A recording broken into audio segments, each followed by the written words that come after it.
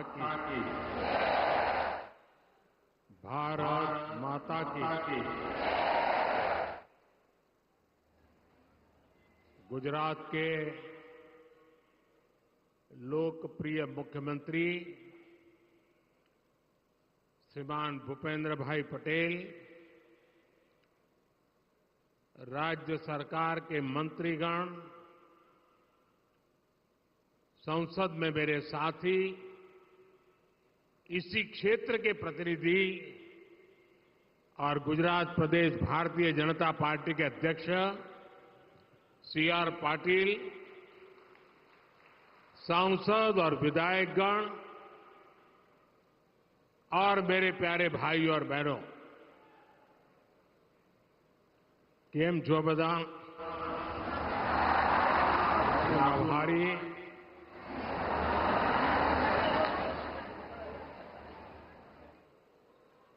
गुजरात में आज का ये मेरा तीसरा कार्यक्रम है। आज सुबह ही मुझे अहमदाबाद में पूरे गुजरात के लाखों पशुपालक साथी, डेयरी उद्योग से जुड़े लोग, उनके दर्शन करने का अवसर मिला, उनसे बात करने का मौका मिला। उसके बाद मैसाना में वाणीनाथ मंदिर की प्राण प्रतिष्ठा के आयोजन से जुड़ने का सौभाग्य मिला और अब यहां नवसारी में आप सभी के बीच विकास के इस उत्सव में शामिल हो रहा हूं।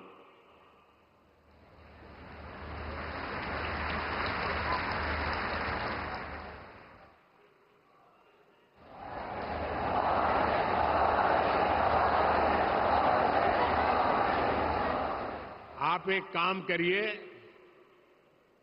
जैसा भूपेंद्र भाई ने कहा, જેમ ભૂપેન્દ્રભાઈ કહ્યું કે કદાચ આઝાદી પછી એક જ દિવસમાં આટલા બધા રૂપિયાનું કામ થયું હોય એવું કદાચ પહેલી વાર બન્યું હશે। તો વિકાસનો આવડો મોટો ઉત્સવ છે, તો એક કામ કરો, બધા કરશો? તમારો મોબાઈલ ફોન કાઢીને એની ફ્લેશ લાઇટ ચાલુ કરો અને આ વિકાસ ઉત્સવમાં ભાગીદાર બનો।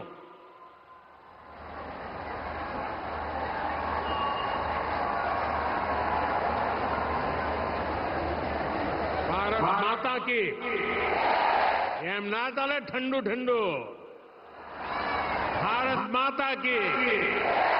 भारत माता की। भारत माता की। भारत माता की। शाबाश। नवसारी में जाने हीरा चमकता हो એવું લાગે સાહેબ।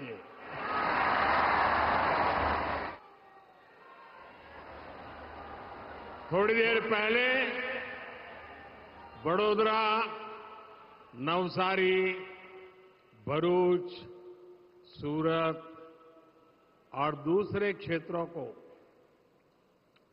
हजारों करोड़ रुपए के नए प्रोजेक्ट्स मिले हैं। टेक्सटाइल, बिजली और शहरी विकास से जुड़े 40,000 करोड़ रुपए से ज्यादा की इन परियोजनाओं के लिए आप सभी को बहुत बहुत बधाई।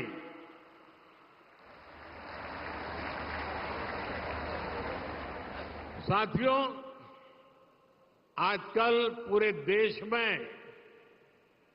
एक चर्चा बड़ी जोरों पर चल रही है, पार्लियामेंट में भी चलती है और गली मोहल्ले में भी चल रही है, और वो चर्चा है मोदी की गारंटी।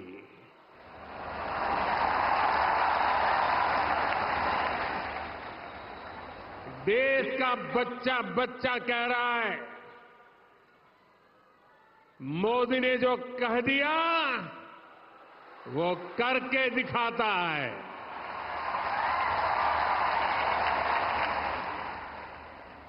देश के बाकी लोगों के लिए तो शायद ये बात नहीं है, लेकिन गुजरात के लोग तो बरसों से जानते हैं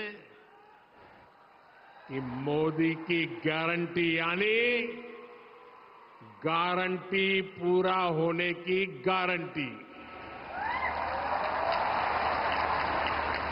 आपको याद होगा, जब मैं गुजरात में था तो मैं एक 5F की बात करता था। इसका मतलब था 5F क्या है, मैं उसका मतलब था farm to fibre, fibre to factory, factory to fashion, fashion to foreign. ऐसे 5F की बात करता था। यानी किसान कपास उगाएगा, कपास फैक्ट्री में जाएगा, फैक्ट्री में बने धागे से परिधान बनेंगे, यही परिधान विदेशों के लिए निर्यात होंगे।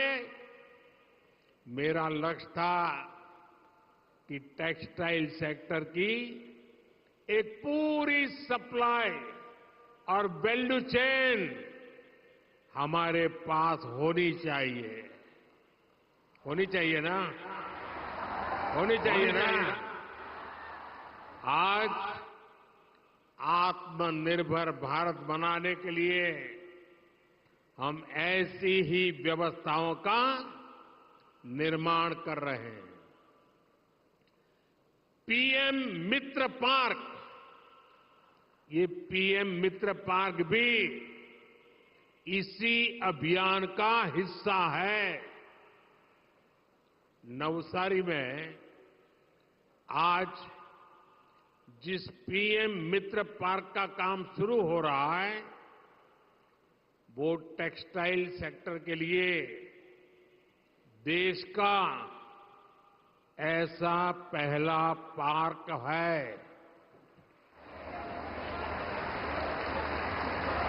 तो सुन नवसारी वाला, मेरा जवाब तो आपको। इससे कपड़ा उद्योग को बल मिलेगा, कपड़ा निर्यात में भारत की हिस्सेदारी बढ़ेगी। आप कल्पना कर सकते हैं, सूरत का डायमंड और नवसारी का परिधान दुनिया के फैशन बाजार में गुजरात में कितना बड़ा, गुजरात की चारों तरफ जय जयकार होगा कि नहीं? गुजरात की गूंज सुनाई देगी कि नहीं? साथियों, आज एक प्रकार से सूरत सिल्क सिटी का विस्तार नवसारी तक हो रहा है। आज इस सेक्टर में दुनिया के सबसे बड़े उत्पादकों और निर्यातकों को भारत टक्कर देने लगा है और इसमें गुजरात की टेक्सटाइल इंडस्ट्री का बहुत बड़ा योगदान है। बीते वर्षों में सूरत के कपड़े की अपनी एक अच्छी पहचान बन गई है। यहां जब ये पीएम मित्र पार्क तैयार हो जाएगा तो इस पूरे क्षेत्र की तस्वीर बदल जाएगी।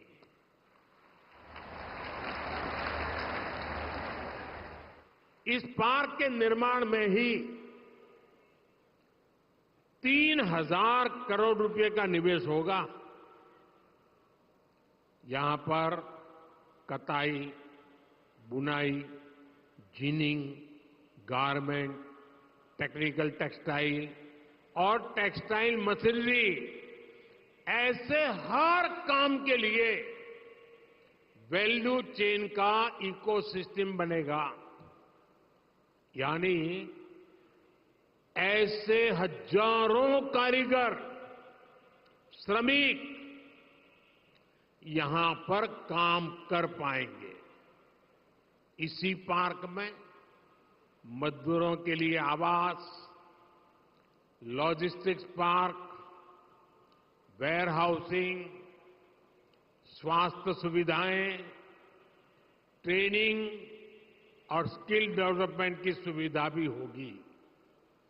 यानी ये पार्क यहां आसपास के गांवों में भी रोजगार, स्वरोजगार के अवसर लेकर आएगा। साथियों, आज सूरत के लोगों के लिए एक और अहम प्रोजेक्ट पर काम शुरू हो रहा है। 800 करोड़ रुपए से ज्यादा राशि से बनने वाले तापी रिवर बैराज, ये तापी रिवर बैराज का आज शिलान्यास हुआ है। तापी रिवर बैराज ये बनने से सूरत में आने वाले कई वर्षों तक सूरत में वाटर सप्लाई की चुनौती, उसका समाधान हो जाएगा। इससे बाढ़ जैसे खतरों से निपटने में भी मदद मिलेगी। साथियों, गुजरात समाज जीवन में, औद्योगिक विकास में बिजली का महत्व बराबर जानता है। 20-25 साल पहले एक समय ऐसा था जब गुजरात में घंटों घंटों तक बिजली की कटौती हुआ करती थी। आज जो 25-30 साल के लोग हैं ना, उनको पता भी नहीं होगा कि हम उस जमाने में अंधेरे में जिंदगी गुजारते थे। जब मैं सीएम बना तो लोग मेरे पास आकर गुहार लगाते थे, किसी तरह शाम के भोजन के समय बिजली का इंतजाम हो जाए। आप विचार करो, 2001 में लोगों मांगे શું करता था कि साहेब सांजे वाळू करती वक्ते बिजली મળે એટલું करो काई। ऐसे हाल थे। बिजली उत्पादन में तब यहां अनेक मुश्किलें थी। कोयला चाहिए था तो हमें दूर से लाना पड़ता था, फिर विदेश से मंगाना पड़ता था। गैस से बिजली बनाते तो वो भी इंपोर्ट करनी पड़ती थी। पानी से बिजली बनाने की संभावना बहुत कम थी। इन संकटों के साथ गुजरात का विकास असंभव था। लेकिन असंभव को संभव करने के लिए तो मोदी है।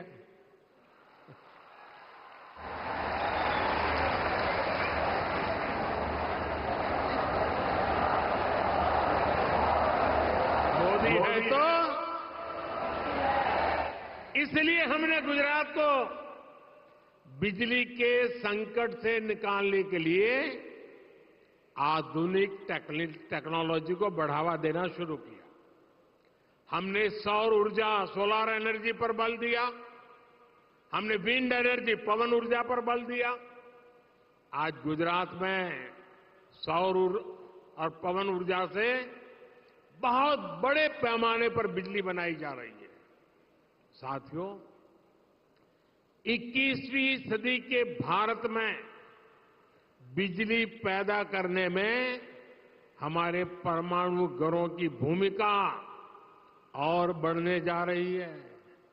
आज ही तापी के काकरापार परमाणु ऊर्जा प्लांट में 2 नए रिएक्टर राष्ट्र को समर्पित किए गए हैं। ये दोनों reactor made in India technology से तैयार किए गए हैं। एक बार भारत माता की जय बोल करके इस आत्मनिर्भर की सिद्धि के लिए गर्व से हाथ ऊपर कीजिए, भारत माता की। ये दिखाता है कि आज भारत कैसे हर क्षेत्र में आत्मनिर्भर हो रहा है। अब इस प्लांट से गुजरात को अधिक बिजली मिल पाएगी, यहां के औद्योगिक विकास में और मदद मिलेगी। साथियों, नवसारी हो, वलसाड़ हो, दक्षिण गुजरात का एक क्षेत्र आज अभूतपूर्व विकास के दौर से गुजर रहा है। यहां का इंफ्रास्ट्रक्चर लगातार आधुनिक हो रहा है। और जब मैं सोलार एनर्जी की बात करता हूं, અને જ્યારે આપણા ગુજરાત એટલે તો આપણે તો કાણી પાઈ નો હિસાબ રાખનારા લોકો, બરાબર કે નહીં? હિસાબ કિતાબમાં પાક્કા ને? હમણાં મોદી એક બીજી ગેરંટી આપી છે, તમારા તો એકદમ લાભની જ છે। 300 યુનિટ સુધી મફત વીજળીનો કાર્યક્રમ।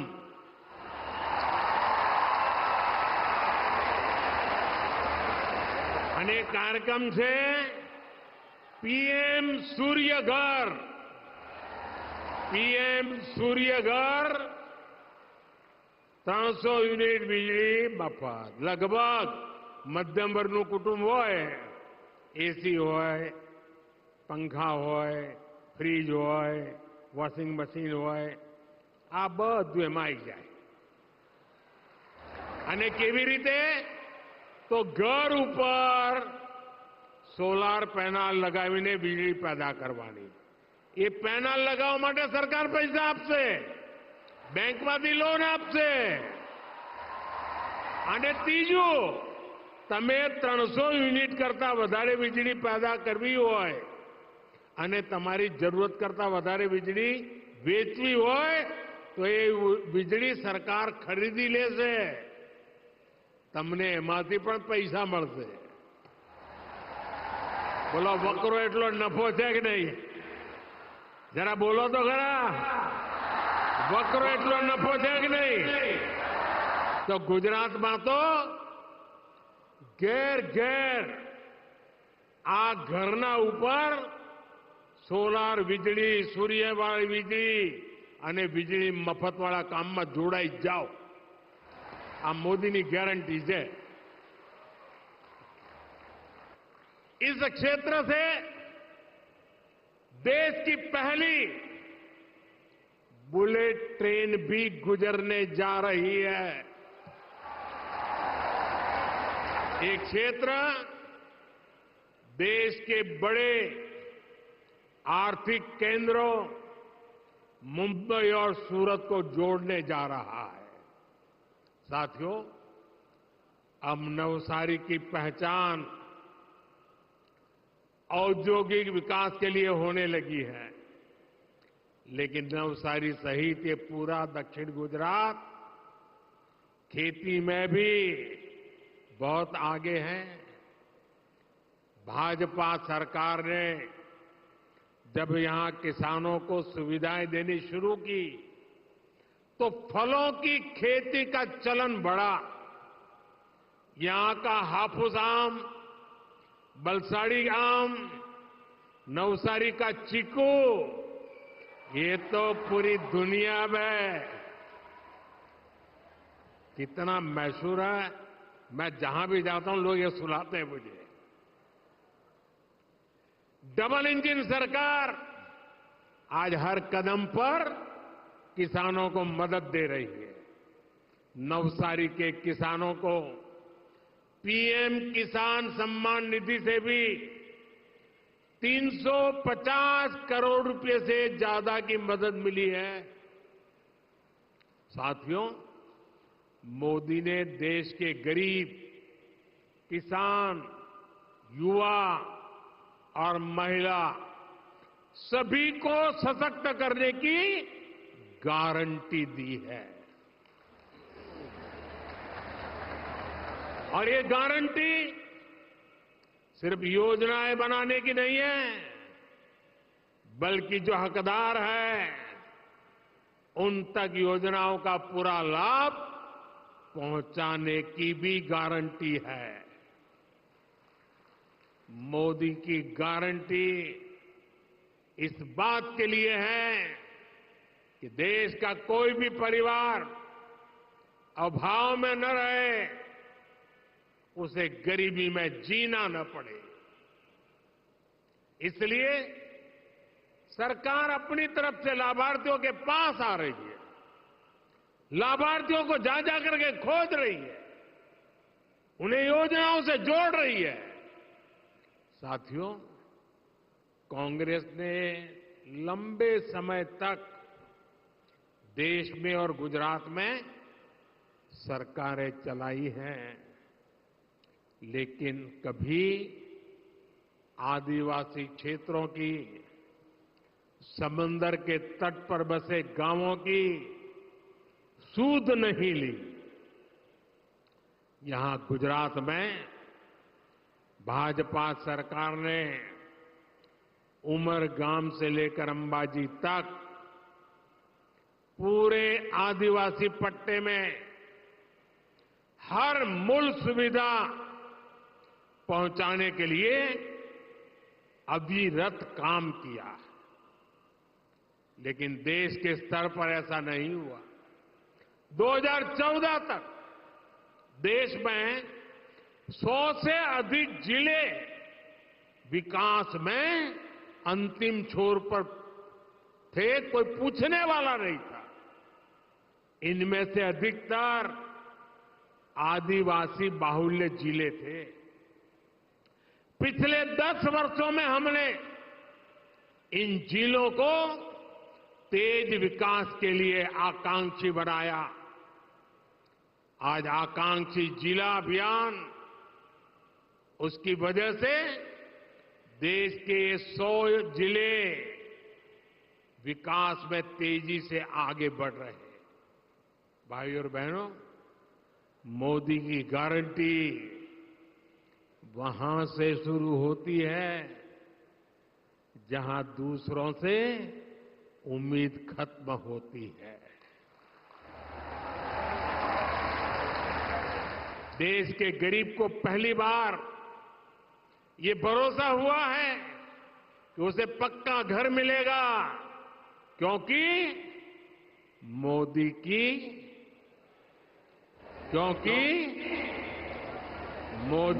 गारंटी है। गरीब से गरीब को पहली बार ये भरोसा हुआ है कि उसे भूखा नहीं सोना पड़ेगा, उसे दर्द नहीं सहना पड़ेगा, क्योंकि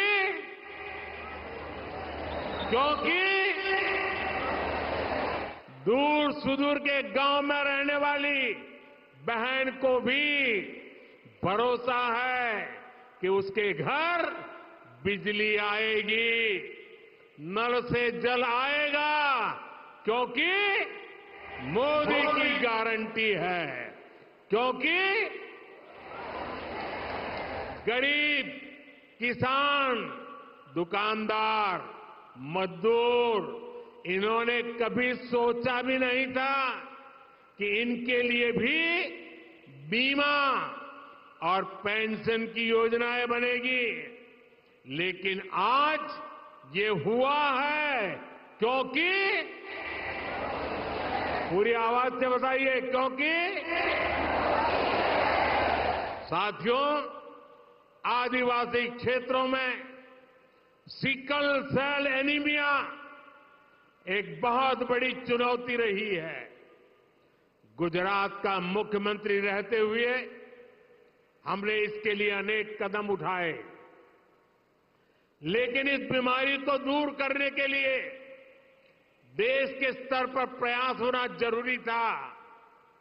अब हमने सीकल सेल एनीमिया से मुक्ति दिलाने के लिए राष्ट्रीय मिशन शुरू किया है।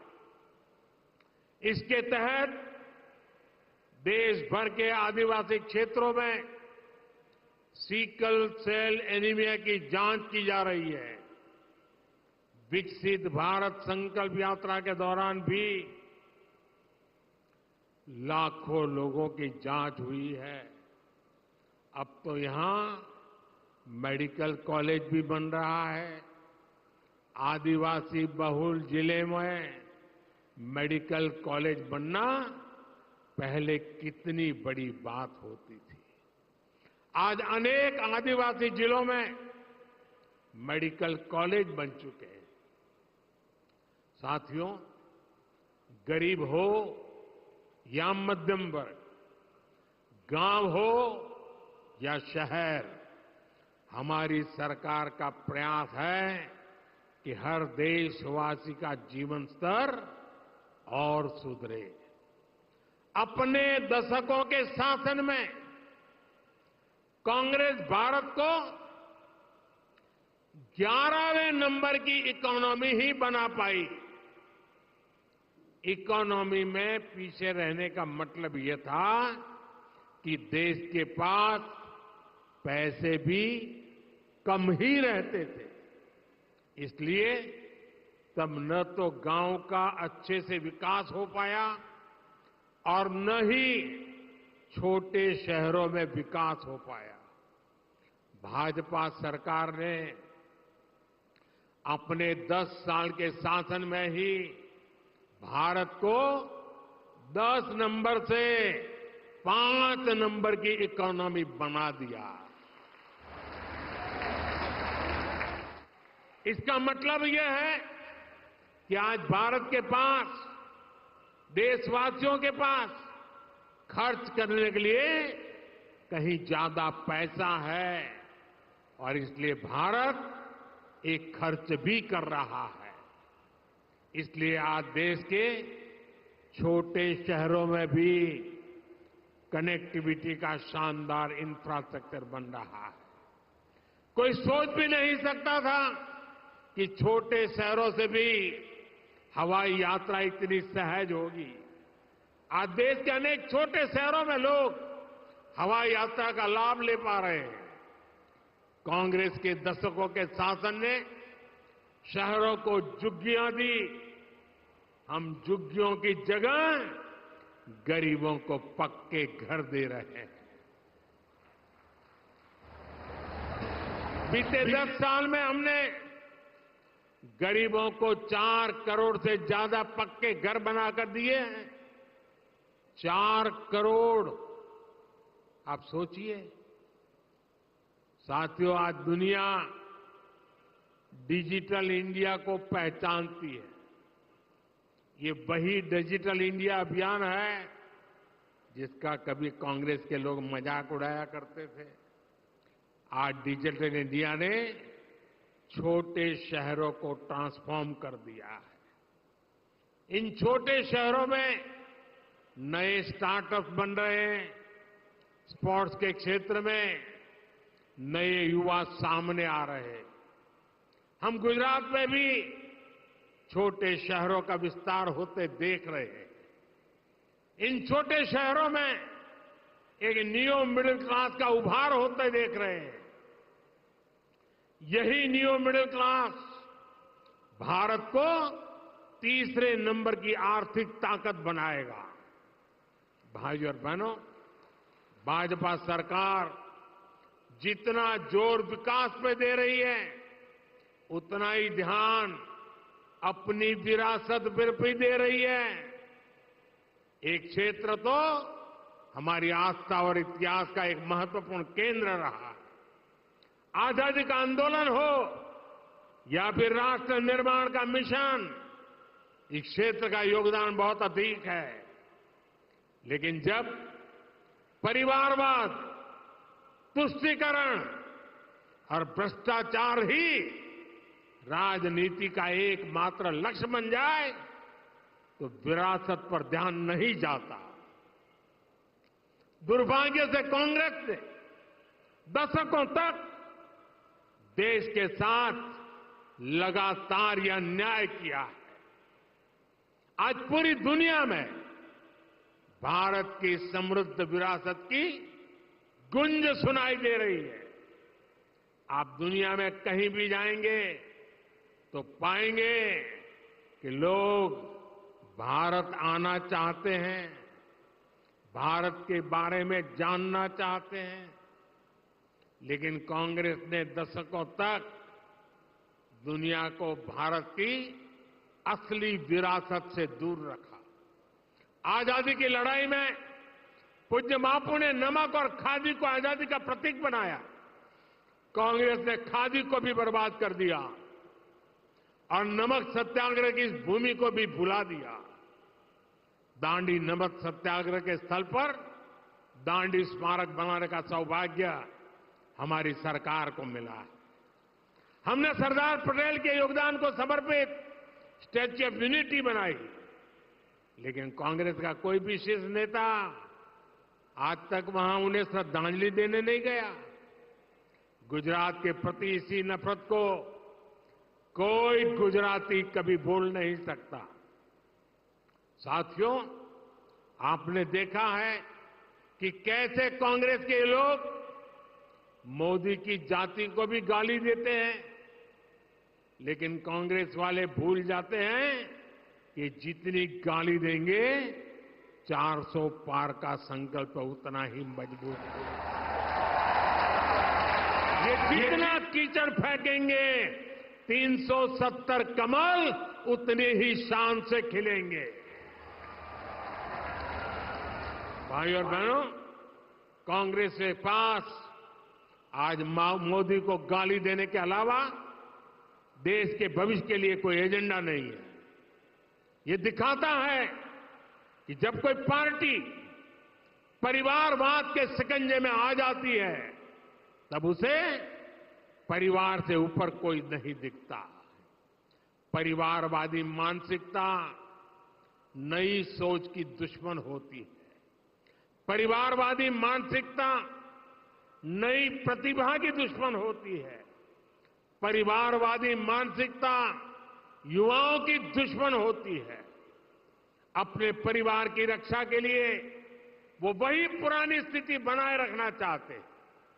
कांग्रेस के साथ आज यही हो रहा है, जबकि भाजपा आने वाले 25 वर्षों उसका एक रोड मैप बनाकर देश के सामने विकास के लक्ष्य को लेकर के निकली है। इन 25 वर्षों में हम विकसित गुजरात बनाएंगे, विकसित भारत बनाएंगे। साथियों, आप इतनी बड़ी तादाद में आए, माताएं बहनें बहुत बड़ी मात्रा में आई, आप सबने हमें आशीर्वाद दिया, इसके लिए मैं हृदय से आपका आभार व्यक्त करता हूं। एक बार फिर आप सभी को विकास कार्यों की बहुत बहुत बधाई। मेरे साथ बोलिए भारत माता की। दोनों हाथ ऊपर करके पूरी ताकत से बोलिए भारत माता की, भारत माता की, भारत माता की। बहुत बहुत धन्यवाद।